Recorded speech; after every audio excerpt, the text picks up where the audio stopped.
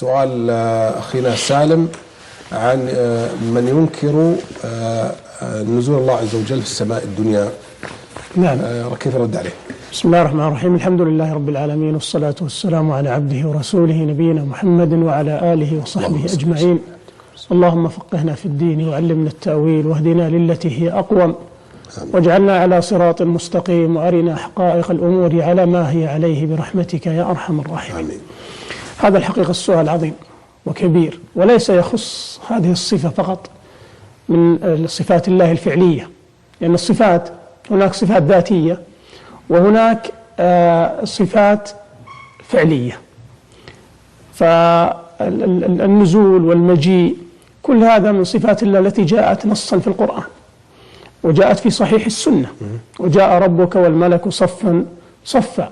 وفي النزول جاء حديث أبي هريرة في الصحيحين في صحيح البخاري ومسلم عنه عليه الصلاة والسلام أنه قال: ينزل ربنا إلى السماء الدنيا حين يبقى ثلث الليل الآخر فينادي: هل من داع فأستجيب له، هل من سائل فأعطيه، هل من مستغفر فأغفر له، وذلك حتى يطلع الفجر.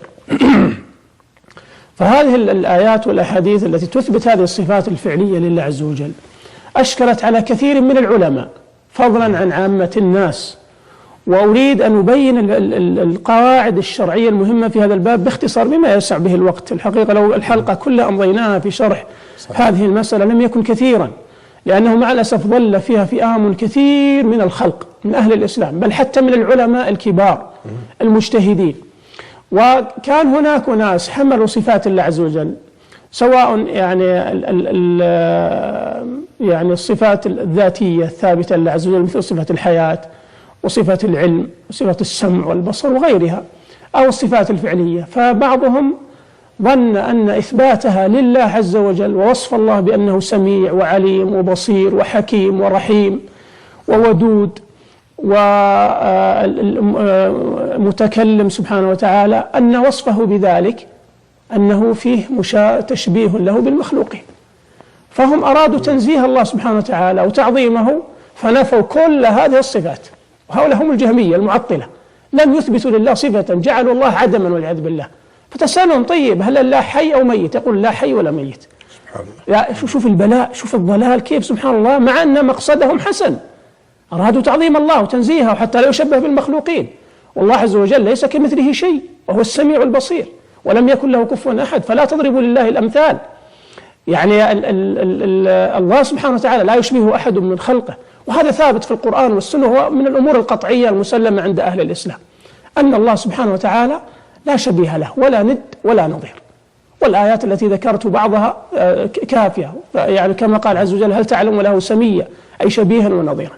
لكن سبحان الله ظنوا أن إثبات هذه الصفات لله، أن الله حي ومتكلم وسميع وبصير ورحيم وغيرها من الصفات التي جاءت في صريح القرآن والسنة، أن هذا يستلزم تشبيه الله بخلقه، لأن المخلوق فيه يعني كما قالوا أيضا هو حي وهو سميع وبصير متكلم ورحيم ومريد يعني يفرح ويغضب. فكيف نصف الله بهذه الصفات؟ فهم حملهم يعني رغبتهم في تعظيم الله عز وجل وتنزيهه على نفي الصفات كلها. فهم يقولون مثلا في الحياة إذا سألتهم: هل الله حي أو ميت؟ قالوا لا حي ولا ميت. طيب وش يكون؟ لا يوجد شيء، متناقضان لابد من أحدهما. يقولون: لا أصم ولا يسمع، لا بصير ولا أعمى. تعالى الله عما يقولون علوا كبيرا.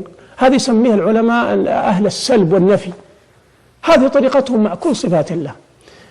وجاء آخرون وهم الأشاعرة، وهم يعني كثيرون في أمة الإسلام، قالوا: لا يمكن أن ننفي كل الصفات عن الله عز وجل، لأننا جعلناه عدما. تعالى الله عز وجل عما يظنون ويقولون. مع أنه كما ذكرتهم أرادوا تعظيم الله وتنزيهه، لكنهم أخطأوا وما وفقوا للصواب.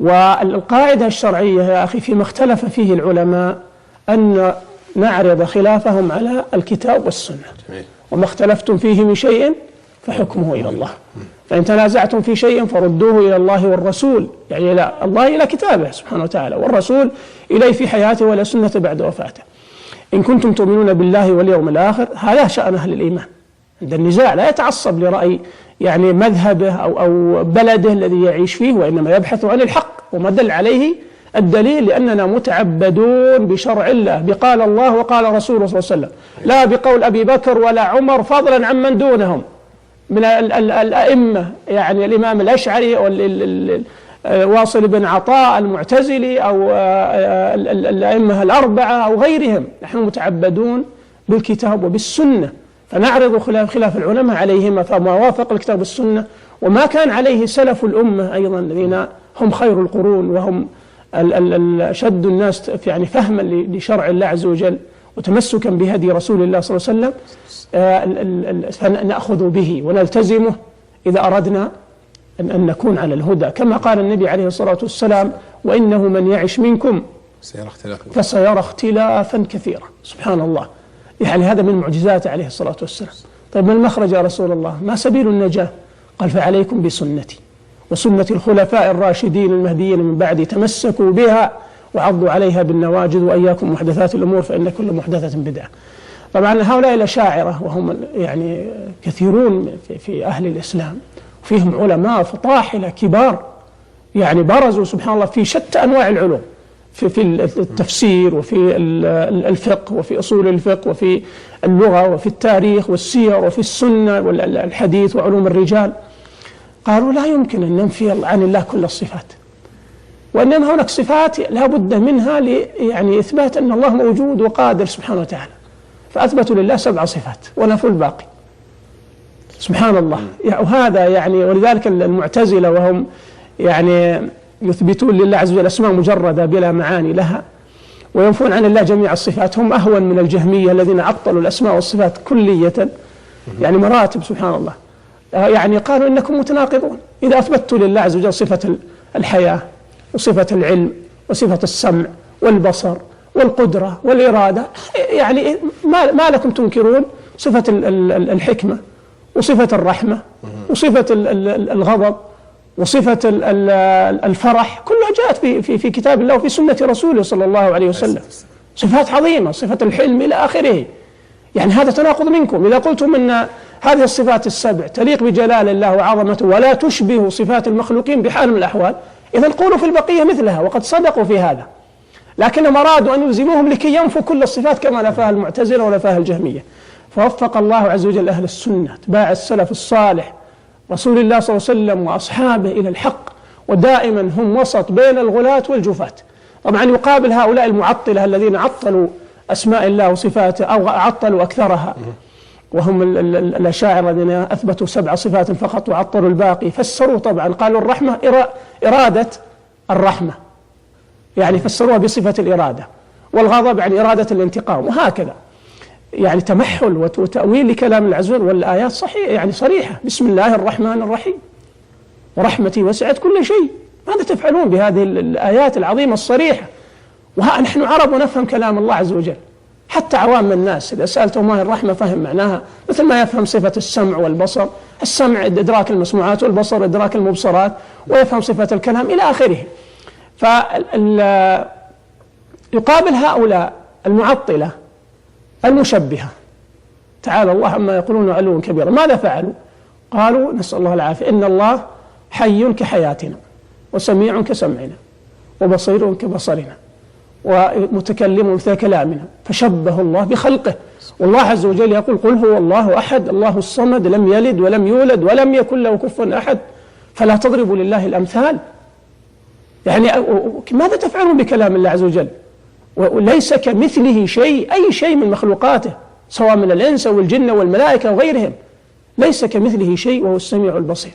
فهدى الله لأهل السنة للمنهج الوسط، فقالوا منهج القرآن والسنة وسط بين المشبهة وبين المعطلة، فنثبت لله عز وجل كل ما أثبته لنفسه في كتابه أو أثبته له رسوله صلى الله عليه وسلم في صحيح سنته، وننفي عنه سبحانه وتعالى ما نفاه الله عن نفسه في كتابه أو على لسان رسوله صلى الله عليه وسلم، من غير تشبيه له بمخلوقاته ولا تمثيل له بأحد من خلقه ولا تعطيل. ليس كمثله شيء وهو السميع البصير. هذه الآية محكمة عظيمة، نفت مشابهة الله لخلقه، لا في ذاته ولا في أسمائه ولا في صفاته سبحانه وتعالى ولا في أفعاله، ثم أثبتت له صفة السمع والبصر. طيب إذا قلتم إن إثبات صفة من هذه الصفات، أي صفة، صفة السمع والبصر والحياة والعلم إلى آخره، أنه يستلزم مشابهة الله بخلقه كما يقوله المعطلة. سبحان الله، هل يعني سمع الله الذي وسع كل شيء كسمع المخلوقين؟ هل بصره كبصرهم؟ إن الله لا يخفى عليه شيء في الأرض ولا في السماء. سبحان الله، سواء منكم من أسر القول ومن جهر به ومن هو مستخف بالليل وسارب بالنهار. يعني قد أحاط بكل شيء علما سبحانه وتعالى. يعني هل حياته كحياتهم؟ الله عز وجل في صفاته الحياة، والمخلوق أيضا من صفاته أنه حي. هل حياة الله كحياة المخلوق؟ حياة الله عز وجل أزلية أبدية، ليس له بداية ولا انتهاء. الله لا إله إلا هو الحي القيوم لا تأخذه سنة ولا نوم. تأتي تشبه الله بخلقه مجرد الاشتراك في المسمى أو الصفة، صفة الحياة. إذن هناك مشترك لفظي، هذا الذي أشكل على كثير من العلماء، فدعك من العوام وهم أتباع هؤلاء. يعني حتى أني أذكر في محاضرة لي في إحدى الدول المغاربية العام الماضي، يعني رأيت في نقاش مع بعض طلاب العلم حقيقة الكبار في ذلك البلد، وهم يعني يزعمون أن أتباع السلف وأهل السنة أنهم مشبهة أو مجسمة. تعالى الله، هذه فرية عظيمة نبرأ إلى الله منها ونبرئ منها سلفنا الصالح. لكن أنتم مع الأسف تعطلون صفات الله عز وجل وتظنون أن هذا هو مقتضى تعظيم الله عز وجل وتنزيهه، ونسيتم أنكم وصفتموه بالنقص حينما عطلتم عن هذه الصفات العظيمة. يا أخي، هذا الذي جاء في الكتاب والسنة. هل ربنا عز وجل الذي أمرنا بتدبر القرآن في كثير من الآيات أنزل ألغازا لا تفهم ولا ندري ما معناها، ثم تزعم أن منهج السلف هو التفويض، نفوض أمرها إلى الله، كأنه لا نفهم ما معنى سميع، ما معنى بصير، ما معنى حي، ما معنى رحيم، ما معنى قدير، ما معنى حليم، ما معنى أنه عز وجل أيضا يغضب فلما آسفونا انتقمنا منهم، ويفرح لله أشد فرحا بتوبة عبده. يعني كأنها ألغاز نمرها كما جاءت. أخذوا ببعض كلام السلف ولم يفهموه وينزلوه كما أراده السلف. السلف يعني قالوا نمرها كما جاءت في كيفيات هذه الصفات.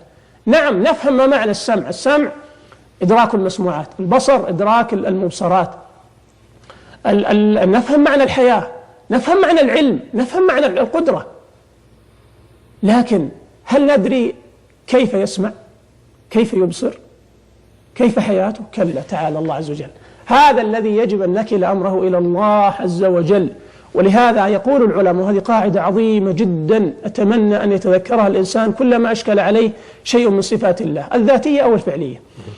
قالوا إن أي شيء لا يمكن أن يدرك ويعرف إلا بأحد ثلاث طرق لا رابع لها: إما برؤيته والإحاطة به، وإما برؤية شبيهه، شيء يشبهه حتى نقيس هذا على هذا، وإما بالخبر الصادق عنه.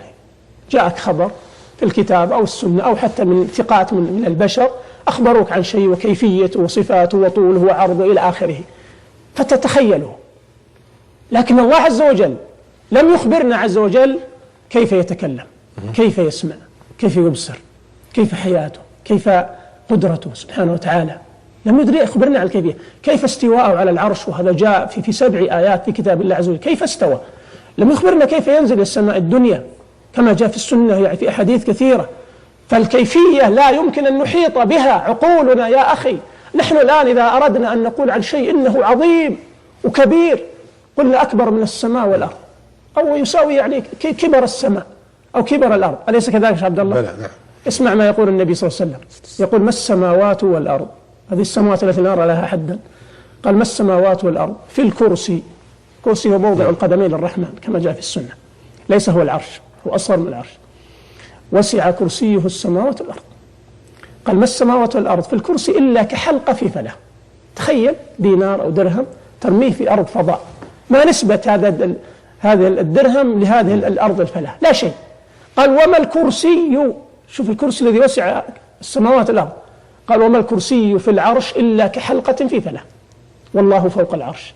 إذن الله عز وجل أكبر من خيالنا، أعظم مما نتصور. ولهذا أمرنا أن نتفكر في مخلوقات الله، لا أن نتفكر بذات الله، لأننا لا يمكن أن نحيط به علما سبحانه وتعالى. يعني يعني ولا يحيطون بشيء من علمه إلا بما شاء. فالصفات يجب أن نثبتها لله ونفهم معانيها، لكن نكل الكيفية إلى الله لأنه لا يمكن أن تدرك. ولذلك لما جاء إلى رجل إلى الإمام مالك بن أنس إمام دار الهجرة رحمة الله عليه، قال له: الرحمن على العرش استوى، كيف استوى؟ شوف، يسأل الكيفية ما يسأل المعنى. سبحان الله. فأطرق الإمام مالك وعلته الرحضاء من شدة السؤال وشناعة على نفسه، أخذ العرق يتصبب منه. قال: أحروري أنت؟ الحرورية كانوا ينكرون صفات الله. قال: لا، إنما أنا سائل. قال رضي الله عنه: هذه قاعدة في كل صفات الله، خاصة الفعلية التي مثل النزول والمجيء إلى آخره والاستواء. قال له رضي الله عنه: الاستواء معلوم، نحن عرب ونفهم معنى الاستواء. استواء معنى استقر وصعد سبحانه وتعالى. الاستواء معلوم، مثل ما نفهم وش معنى القدرة وش معنى الحياة وش معنى السمع، كلها نفهمها، كلام العرب واضحة. قال: الاستواء معلوم، والكيف مجهول. أنت تسألني كيف استوى، لو قلت ما معنى استوى أعطيتك المعنى. قال: والكيف مجهول، والسؤال عنه بدعة والإيمان به واجب. هذه القاعدة. إذن من يفهم يا أخي أنه إذا معنى استوى أنه والله هذا يشبه تعالى الله عما يقولون علوا كبيرا، استواء الملك على عرشه، نسأل الله العافية. ماذا حصل له؟ أولا اعتقد أن معنى هذه الصفة أنها تفيد التشبيه، فأراد أن يفر من تشبيه الله بخلقه فنفى الصفة وكذب الله. يعني حينما يقول الرحمن عرش استوى ويقول لا، لم يستوي، وهذه أكل أمرها إلى الله، نفوض أمرها إلى الله، لا ندري ما معناها، كأنها ألغاز أو طلاسم لا تفهم. سبحان الله يا أخي. فمثله النزول الله، يفهمون إذا ينزل ربنا إلى السماء الدنيا، يعني يأتي في بالك مثل نسأل الله العافية أنه يشبه نزول الآدمي من العلو إلى السفل. كيف إذا نزل يخلو منه عرشه؟ وكيف تسعه السماوات والأرض وهو أكبر منها سبحانه وتعالى؟ هكذا تأتي التساؤلات. من أين جاءت؟ لأنه اعتقد تشبيه الله بخلقه، شبه نزوله سبحانه وتعالى بخلقه. والله عز وجل يقول: فلا تضربوا لله الأمثال، ولا هل تعلم له سميا، ليس كمثله شيء ولم يكن له كفوا أحد. إياك أن تعتقد التشبيه في صفة، أي صفة من صفات الله، ثم حتى تفر من هذا البلاء إلى أطم منه فتنفي الصفة وتكذب الله ورسوله صلى الله عليه وسلم. ولذلك يا أخي هؤلاء الجهمية والمعتزلة يعبدون عدما. إذا كان عز وجل لا تثبت له صفة الحياة ولا صفة الكلام ولا صفة السمع ولا البصر ولا العلم ولا القدرة، إذن ماذا؟ تعبدون يعني ربا لا وجود له تعالى الله. كيف ستعظم الله عز وجل وأنت تعتقد أنه لا يسمع لا يبصر تعالى الله، أو لا سميع ولا بصير؟ يعني ضلال عظيم يا أخي في هذا الباب لا تنتهي آثاره، لا تنتهي آثاره. ولهذا أنا أقول منهج السلف باختصار أن يثبت لله عز وجل ما أثبته لنفسه في كتابه وأثبته له رسوله صلى الله عليه وسلم في سنته، من دون تشبيه ولا تمثيل ولا تعطيل.